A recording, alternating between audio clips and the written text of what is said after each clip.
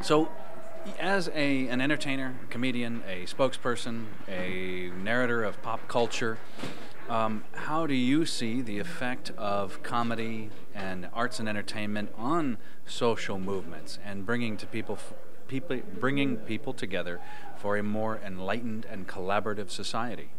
Unfortunately, comedy has no effect. So there's that. No, I think it absolutely has an effect. I mean, we got to get through to people in all the ways we can possible. You know, it's death by a million bee stings. So you kind of, a lot of things are going to influence people. There's a lot of information out there. It's bloggeria, that world we live in now. People are getting sprayed by mountains of information, and you got to get to them in a lot of different angles. Peter's done it brilliantly with his films, and I try and do it with comedy because I think people have to be entertained. If you're going to change the world, make it funny, right? Excellent. And try to get someone to shut the door during the interview. Can we close the doors here?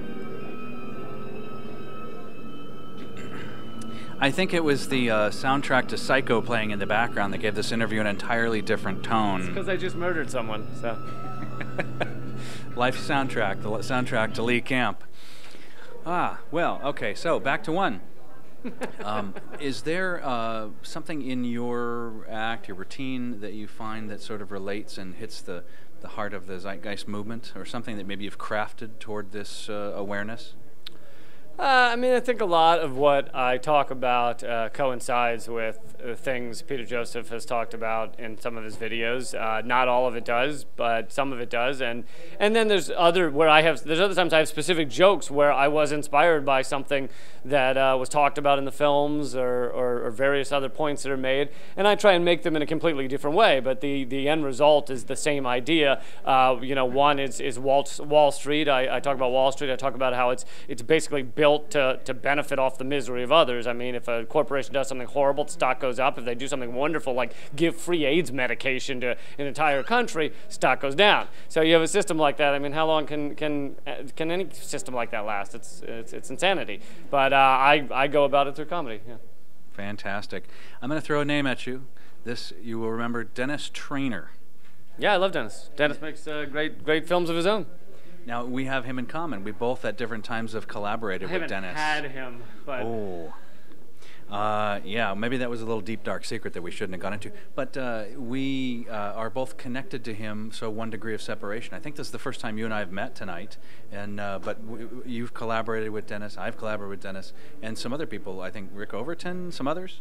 Yeah. Well, Dennis has something called Acronym TV, which everybody should check out. That is wonderful online interviews and various other investigations and talking about our culture, and he does brilliant pieces. And I've gotten to work with him I worked with him a little on what do you call it, American Autumn, the Occupy movie, and a bunch of other things we worked together on. Moved to amend to change the U.S. Constitution to get money out of politics. Worked with him on that some, and then Rick Overton is a brilliant comedian that everyone should also check out that does cultural mindset shifting comedy. I think people should really enjoy his stuff. Excellent. Is there a website or a portal that people can go to check out more of your work and find out more about what makes Lee Camp tick?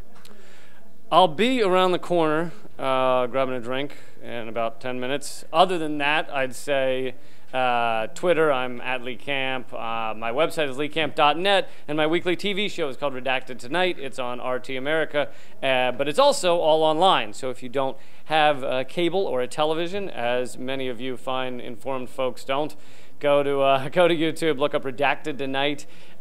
We do a weekly show, and I host it, and I hope you'll check it out. It's all also at leecamp.net, including my comedy specials and my books and all that shit. Redacted Tonight. You're looking at the next John Oliver, Jon Stewart meets Stephen Colbert meets God knows who. Sam Kinison. Meets Sam Kinison. Fantastic. Lastly, picture John Oliver screaming more. Yeah. With more of a Yankee accent. Yeah, a little bit. So you're known for your straight-to-camera rants and informative moments, we'll call them. Do you want to offer our audience something, people that are investigating this for the first time, they may have accidentally clicked on this video, a friend sent them to it, they're not familiar with the Zeitgeist movement or your work. Is there something that you can offer our friends and family at home? Sure, I'll do a little something that I'm going to perform tonight about where we are, what we're in the middle of. I think we're in the middle of this is a serious time. It's an exciting time to be alive because we're at a crossroads. This is the battle of evil versus good, you know, dark versus light. Mel Gibson now versus 1993 Mel Gibson. This is a drop down, drag out, bloody fucking war, and a lot of us are too dumb, medicated, or blissfully uneducated to realize it. We've kind of anesthetized ourselves with shiny shit, or zombified ourselves with televised social rejects, and we just need to understand that we're in the middle of a liquidation of everything we've built over the past 200, maybe 1,000 years. This is it's an extraction of all the wealth, all the resources to the top, tippy top, you know, 0.01%. It's a decimation, it's a digestion, it's a defecation on anything and everything that most of us value in this world. So we got to put our differences aside and tell those assholier than thou titans of dickery at the top to go fuck themselves with a rusty fracking pipe. On that note, a rusty fracking pipe to all the CEOs. Thank you, Lee Camp. It's been a pleasure.